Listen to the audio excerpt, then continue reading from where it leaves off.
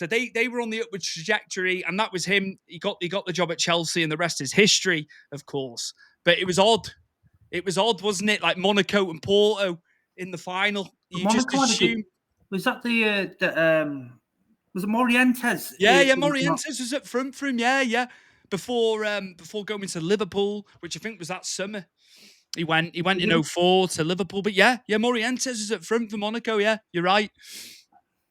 It's mad to think, when you look back, and I've always, when we spoke about doing this, and I was looking back the history of, the finalists, and it's so rare you get two teams that aren't the most well-known teams in these countries playing against each other. Porto, Benfica, Sporting Lisbon, they're our three biggest teams in Portugal. We all know that.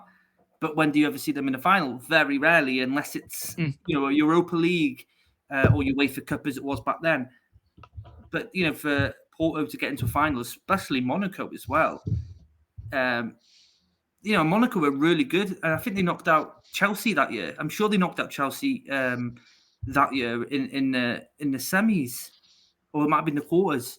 And as you say, though, Stuart, that's his José Mourinho's lift-off, wasn't it? But yeah, he had a solid squad in Portugal. Look at all them players that went on to do things. Carvalho, Ferreira went to Chelsea, didn't they?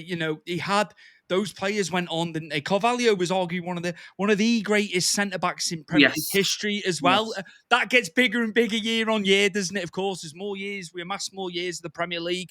Mm-hmm. It was just those players. He hit it. He hit it right. Coutinho was a good player for them as well. They had the players.